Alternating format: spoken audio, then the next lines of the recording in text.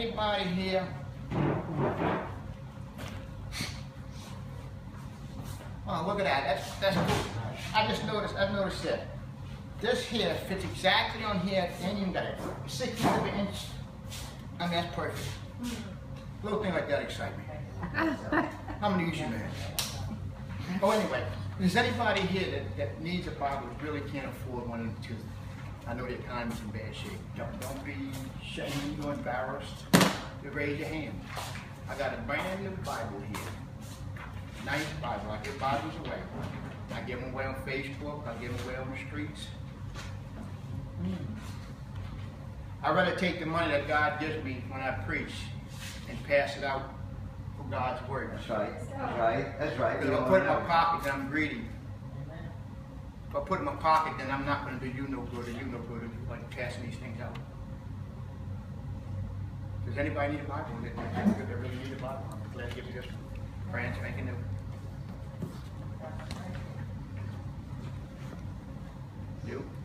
You need a Bible? No, I'm good. Amen. Praise the Lord. God gave me this message in 4 or 5 different increments. He gave it to me and laying down in bed trying to sleep, and he gave it to me driving the car. He gave it to me some of it while I was working, some of it while I was eating. That's how God is. If you tend to his voice, he'll talk to you here and there. It doesn't make a difference where you're at. God will talk to you. Amen. You can go lock yourself up in a 55-gallon drum and God will talk to you. And tonight I'm going to talk about something that everybody has some form, one way or another. Wrestlers have it. Policemen have it. Men have it over women. Women have it over men. Parents have it over children. Money with people with a lot of money have it. Talk about power. Everybody on planet Earth has some form of power.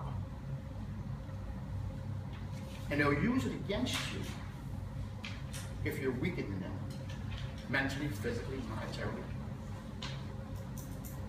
And I want to talk about the power tonight that we all have deep down inside of us, but not everybody uses it. The power of God.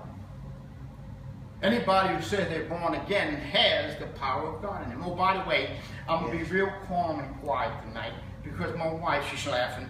She's always getting on me. She says, you always got a big mouth and you're always howling, screaming, and jumping. She said, you're scaring people. I don't think so. So, I'm going to be real calm, cool, and quiet tonight. Amen.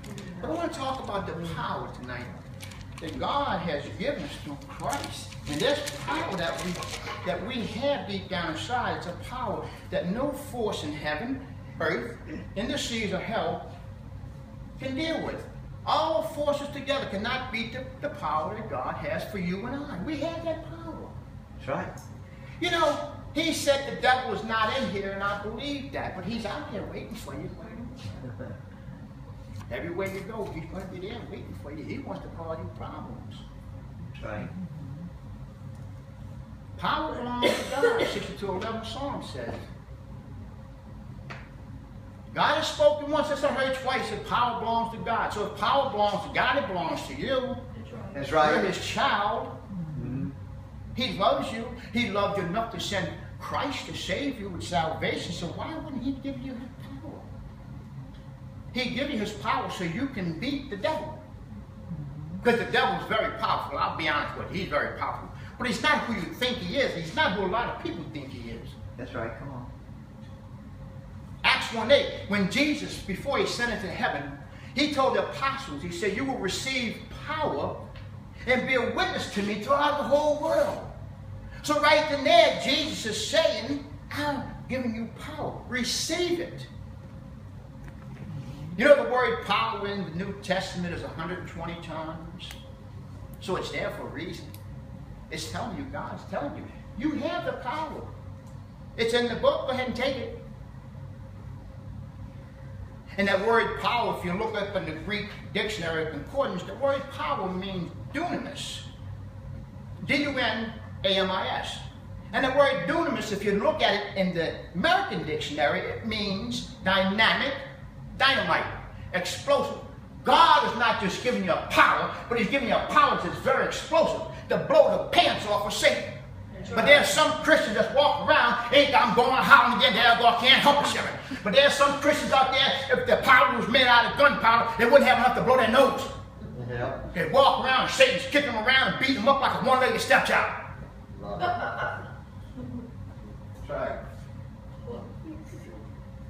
Anybody can use that power. We have it inside of us.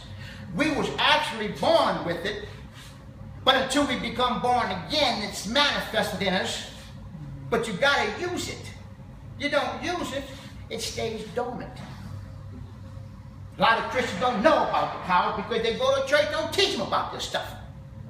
They teach them about why when you go to church and you put your money in the basket, you're mighty fine and dandy. Everything's sweet, sweet, by and by, come to church, I'll see you next week. Oh, what you did what? Oh, Jesus loves you, it's okay. But you know what, if you had the power in you, you wouldn't be doing what you did. Churches don't teach about this power. A lot of Christians don't want the power. Why they don't want the power? Because if they say, God, I want your power, that means you got to get up and go to work. You can't just sit around and be a sofa salvation sissy. You got to get up off that sofa and go to work. See, I want the power. If you don't want it, I say, God, give me his share. You don't want it? I'll take his share. You don't want it? You don't want it? I'll take all of y'all share, man. I don't care if I got to work 390 days a year, 25 hours a day. I want that power. I want to kick Satan from here until Judgment Day. No need to be scared of him. He's a dirtball. That's right. God came down, he brought his son down here so he could die on the cross and spill his blood. There's power in the blood. There's power in the blood. The blood is power. So he spilled his power for you to receive it. That's right. And even though Jesus healed, okay, Come on. he healed the blind man, he healed the deaf man, the crippled man, he even made the dead people get up and walk. But actually, it was God that was doing the work. Right. But he sent his power from the throne of God right to Jesus. Jesus was all powerful, but he got his power from God, from his That's Father. right. And that power that belongs to us, the Bible says that. He says, receive the power. That power belongs to me and you. 2 Timothy 1:7 says, God has not given us the spirit of fear, but of power. But of power. Power over what, Larry? Over fear. Right. That little 4-letter word, man, will have you sitting in the corner. That's right. When you sit out there with your chest sticking out telling the devil, I ain't afraid of you, nobody else. I ain't got no reason to be afraid of you. That's right. Yeah. I'm more than a conqueror through Christ. Love me. Now get out of here, you dirtball. And he's got to leave. Too many Christians talk to the devil. I say to get away from me in the name of Jesus. Get out of here with that sissy speaking stuff. Take authority over him, man. You got to holler at that scumbag. The word. You got to holler at him, man. You got to put your foot down and stomp your foot on him. You see, if God wants something done on this planet Earth to prove to man and to reveal man his design for mankind, he's going to use somebody to show the people this design of God. I've got the power, and this is the way it's going to be. But it's his power. He has a design for mankind. That design is salvation. That design is to heal people. That design is to keep people from sinning and to show them the way of Christ. But too many people, they don't want the power. They're afraid of the power. But God delegated that power to us 2,000 years ago. That's right. He said the power belongs to you. But there's a certain criteria that you got to meet to get this power, to keep this power coming up, to bring this power out of you. Well, what are you saying, preacher? We got to bargain with God? No, I ain't saying that. But there's requirements for everything in life. Yeah. Before you bought this house, you had to go get a job and make the money. Then you had to make sure you had the good credit. Right. There's requirements. And the requirements to get this power from the innermost being, you got to have a prayer life. That's right. Not once a week. Not once a day. Continue in prayer. Pray without ceasing. Pray all day long. Talk to God. When you talk to God, it's different than prayer. Prayer is when you make a request. That's right. When you talk to God, you're fellowshipping with him, you're enjoying his company, and he's enjoying your company. Talk to God, fellowship with God. Worship him every day. Just a little bit of playing, but worship him. Praise him, glorify him, exalt him. Go out and be a witness. 5:16 in Matthew said to go out and let your light shine before men so Father could be glorified. You can't go out and witness if you're sitting on your sofa. You can't be out there witnessing if you're afraid that you're going to mess up. You're not going to mess up.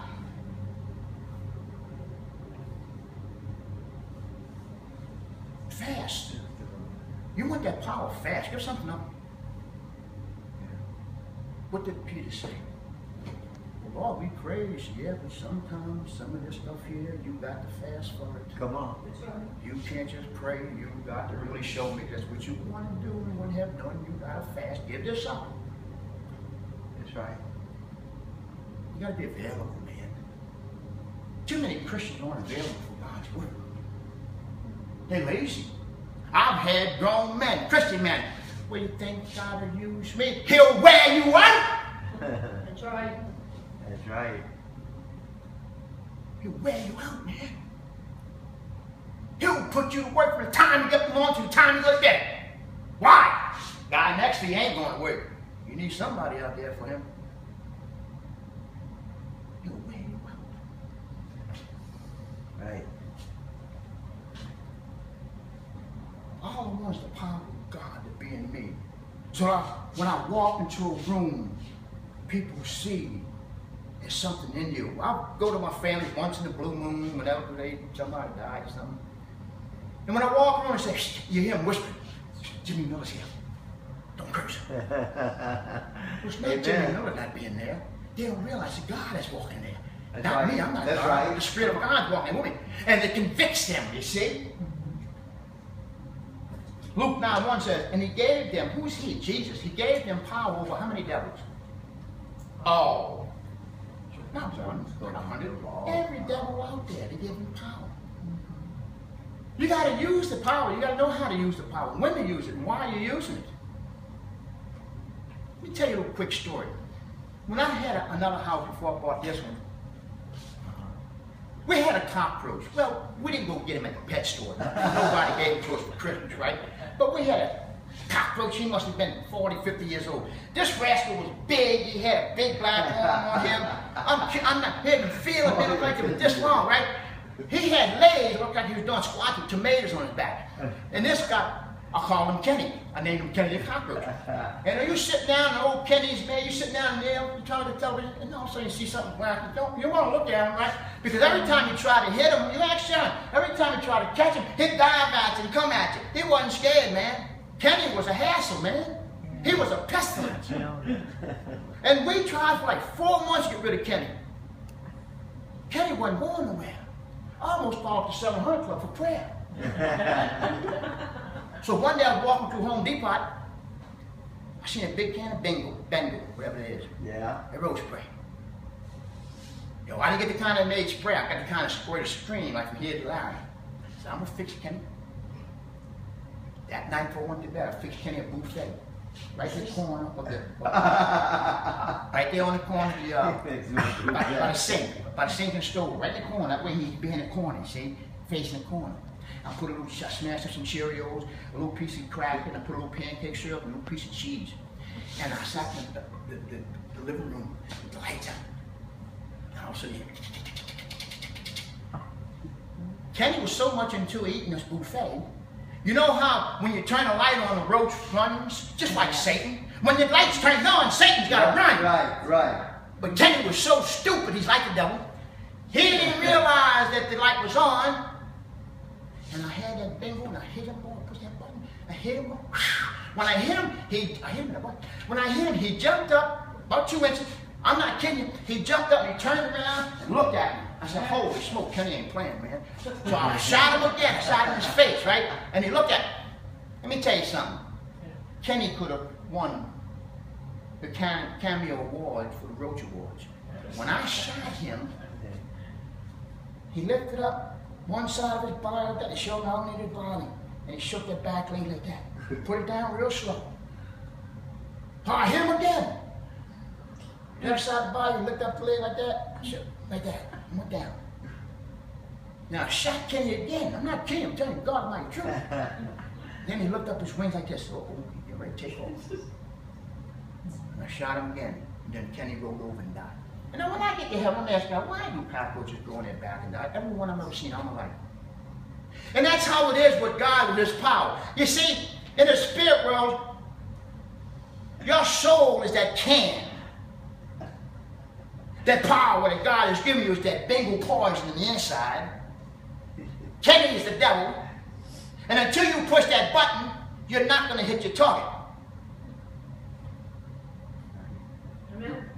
Got to bring that power from out from under us, from inside of us, and bring it out. We're surrendered by God's power. God's power is all around us, everywhere around us. Amen. And I used to think about, oh, what is it like to die? Because at one time, I feared death, even though being a born-again believer Christian is something that no one knows until they get there. Right. Lord took me to the Spirit one night, and he showed me, and he gave me a scripture. He gave me Psalm 23. He said, even though I walk through the valley of the shadow of death, I'll fear no evil, for thy rod and thy staff, they comfort me. So if you're in the shadow of death, I fear no evil. So there must be evil in that shadow of death, or the Bible wouldn't have said that. So I asked God about that. He said, well, when a person dies, if you're not born again, as soon as you take your last breath, let me back up a little bit. When you're born, everyone here is born. When you take your first breath, God assigns an angel to you. Everyone here has an angel. He's right by your side. You don't see him, but he's by your side. That's right. And he'll stick with you until you take your last breath and then some. That's right. And if you don't put him to work, only by the word of God you can put him to work. Right. Other than that, he'll stay dormant. My angel's so pooped out by the time I go to bed at night, he's down on the side, he's exhausted, he's sweating. He said, boy, I didn't think you were ever going to stop.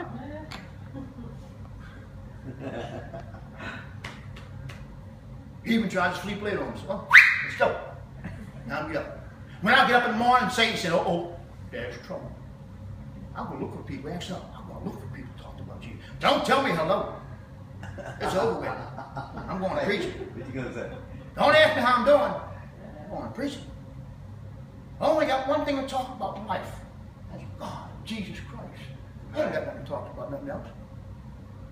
There ain't nothing else going to benefit me. And it says, even though I walk through the valley of shadow of death, I'll fear no evil. Now, when you take your last breath, okay, you're born again. Your angel, you see, as soon as you die, you're surrounded by demons. And the demons are snatching at you and trying to latch you and bring you to hell. Okay? And if you're not born again, they'll succeed and take you straight to hell. But if you're born again, soon you take that last breath, your angel steps in front of you. That's where the power of God comes in. And he slaps them demons away. Get out of here. You go home. Get out of here. Right. He said his rod and his staff will comfort you. His rod means his power. His staff is his word. Your power and your word will comfort me. And all the while those demons being slapped by your angels, God is quoting scriptures to you. He told me this. He said, I'll ride home with you. He said, I'll quote scriptures to you. Today you'll be with me in paradise. Fear not, for I am with you. Amen. I'm always with you. I've not given a spirit of fear. And as this angel slapping demons away, God speaking scripture, I said, holy smoke. I ain't worried about death no more. Praise God. If I die before Jesus comes, I'm going to laugh that rascal in the face. Because the devil lost with this one. You see, if Satan lets me live, he loses. Right. If he kills me, he loses. Amen. The dirt ball's Right. the dirt ball's a loser. That's right. Huh? That's right. So he's a loser. So we need to get close to God when we die, so God could be close to us. He's always with us, he said. But if a man dies without Christ, those demons are going to latch onto you and take you straight to hell. It's time for showdown. Yeah. It's time to take the battle of Satan. Don't wait for Satan to come to you. Because if you wait for him to come to you, you're going to be caught short. Right. Take the fight to the enemy. Right. Don't let the enemy come to you. Right. doesn't come to you, he's got a plan. That's right. He's got a strategy. That's right. That's Beat him right. to the game. Amen. Good word. There's something in your life That's right. that doesn't belong. Get up and get rid of it and take care of it. That's right. And you can do it because you got the power to do it. God gives each one of us the power over Satan. We need to put on the whole armor of God. You want the power? Put on the whole armor of God. Ephesians 6:10 says, finally, my brother, be strong in the Lord and the power of his might. You can't be strong unless you have his power. You can't have his power unless you're strong in the Lord. Right. That's right. And you got a lot of Christians walking around, they got just the helmet of salvation on, and they ain't got the breastplate of righteousness on, or they got the shoes on. Then in battle with half the stuff off. The open game. And here Satan throwing his fiery dart, depression, anger, fear, That's right. financial problems. That's right. You got the power to stop that. You got the power to stop that. You're looking at a poor boy. One time I was a very poor boy. I went to the 6th grade 3 years. I'm a rich man there. Those 3 years of your life. 3 years, buddy. I was born in the principal's office. He almost made me assistant principal. But we got the right to stop Satan, but we need to put that armor of God on. You see, too many Christians are walking around with the breastplate of righteousness. They're not right with God, so they don't have the right in their righteousness plate. They got the breastplate of righteousness, and they going around and Satan just knocking the snot out of them, man, beating them up like a one-legged stepchild, tossing them back and forth like a rowboat in a hurricane, and they want to know why God, oh, the devil's picking on me. I ain't picking on you, man. You let him pick on you, man. Get right with God and take that right and put it on your righteousness, the breastplate of righteousness. And I asked God one time, the Father said, why didn't you make the shoes the righteous shoes? Why didn't you make the shield the righteous shield? Why didn't you make the helmet the righteous helmet? Why didn't you gird your loins with the righteous belt? Why the breastplate of righteousness? He said, because it protects the heart. That's right. Your spiritual heart. If you let Satan get in with an unrighteous heart, he's going to beat you up. You can't have no power. Too many people suppressing the power that God's got in their life. Bring that power out. Yeah. We need to be like the days of old, the old generals of God. Back in 1860, Smith Wigglesworth, powerful man of God, from Yorkshire, England.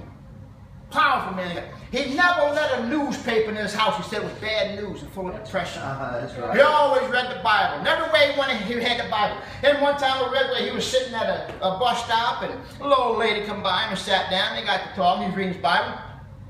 And a little lady's dog comes up and she said, go home, Fido. Mama will be home in a while. Go home. He said after about 10-15 minutes, this dog yiping, she's saying, go home now, Fido. Go home. He said he got tired, he got out of bed, he got up, he smacked his Bible on his hand and said, get out of here! Little dog took off running with his tail between his legs. He said, that's how you do it, lady. And that's how we got to treat the devil. You don't play around with him. That's right. You get in his face and say, get out of here, you don't belong around me. Take your poverty and your depression and your fear and your anger, just get away from me. You got the power. Well, I don't care how powerful you think he is. He ain't as powerful as you think he is. That's right. That's right. Amen. John G. Lake was another gentleman of God. Yeah. He had healing room, boy. He would get everybody walking there was getting healed. William J. Seymour, black man. Yep. Azusa Street, California, Los Angeles, 1906. That's right. He started the Pentecostal movement in America. That's right. People coming thousands of miles away just to get this church to catch the Spirit of God. That's right. 1906 is when the earthquake hit in San Francisco. They thought the world was ending and stuff like that, so they were running somewhere. There